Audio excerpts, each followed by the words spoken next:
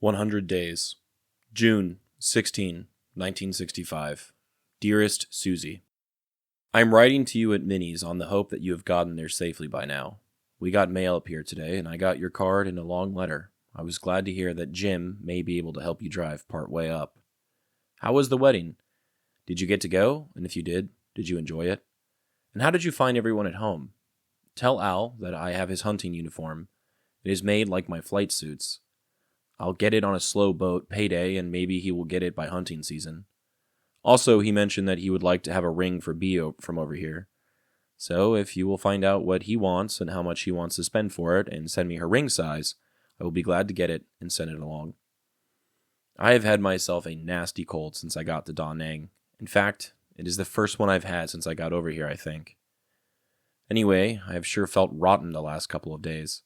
I've been flying every day because we are so short on pilots, but there were a couple of days when I shouldn't have been. I called Vinh Long tonight and found out that we have lost another good pilot.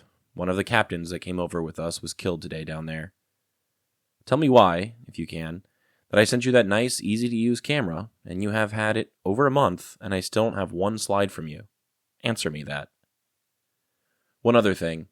Please let me know if you can get by on your check next month. If so, I would like to keep the check that I get. If you can't, then I can send it to you with no problems. But I want to send my hold baggage next month, and there are still a few things I want to get. And this Da Nang trip has put me in a bind, too. But this time, it is not poker, I'm happy to say. I haven't played a hand of poker in about 4 months. In answer to your question about Sandy. Yes, I saw him when I was in Saigon. I'm sorry, but he doesn't impress me at all. I ran into him at the PX by accident. I made it a point not to see him anymore. Yeah, I buy color film. In fact, all I take is slides. All of the pictures that I sent to you were given to me. I guess you can tell I'm just going through your letter, looking for questions to answer, and I have run out. I love you all very much and miss you. I hope you enjoy your vacation, and when you get back to Florida, you can reserve us a cottage on the beach. Maybe we could even get the same one. All my love, Bill. In the months leading up to June 1965, Da Nang, Vietnam transformed into a pivotal hub for U.S. military operations.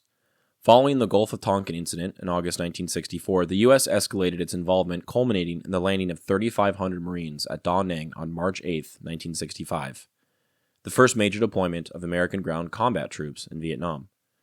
Their initial mission was to defend the strategically vital Da Nang Air Base, which supported air operations like Operation Rolling Thunder and covert missions over Laos.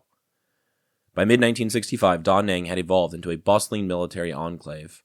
The 3 Marine Amphibious Force, 3MAF, established its headquarters there, and the Marble Mountain Air Facility was constructed to accommodate the increasing number of helicopter squadrons. Despite these developments, the area remained perilous. On July 1, 1965, a mortar and sapper attack on Da Nang Air Base destroyed multiple aircraft and underscored the persistent threat from Viet Cong forces. Within this context, service members like Popi were stationed in Da Nang, experiencing the daily challenges of military life amid escalating conflict. In today's letter, dated June 16, 1965, he writes to Suzie, expressing hope that she has safely arrived at her destination. He mentions receiving her card and a long letter, and is pleased to hear that Jim may assist her with the drive. Bill inquires about a recent wedding and asks Suzie to convey his congratulations to Johnny. He also discusses sending a hunting uniform to Al and procuring a ring for B, requesting details on her preferences and ring size. He notes that he has been battling a nasty cold since arriving in Da Nang, the first since his deployment, but continues to fly daily missions due to a shortage of pilots. He shares the somber news of a fellow pilot's death in Vinh Long, reflecting the constant dangers faced by servicemen. Expressing mild frustration, he teases Suzie about not receiving any slides from the camera he sent over a month ago. Financially, Popi discusses the possibility of retaining his next paycheck to cover expenses related to his Da Nang assignment and sending his hold baggage, assuring Suzie that he can send the funds if she needs them. He also mentions encountering Sandy in Saigon, but was unimpressed and chose not to pursue further contact. Concluding his letter, Popi sends his love to Suzie and their children, expressing his longing for them and the hope of reserving a beach cottage upon their reunion.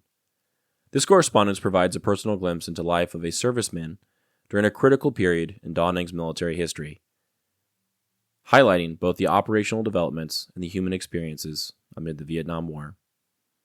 The photo I chose for today shows a helicopter hovering just above the ground. Behind it is a sign for what I assume is some municipality, as well as some South Vietnamese flags on flagpoles.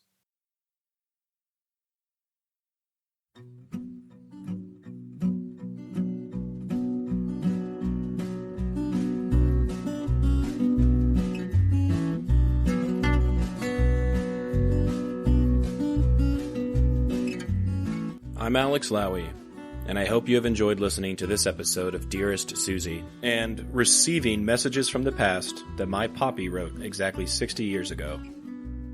I sincerely appreciate your time and interest.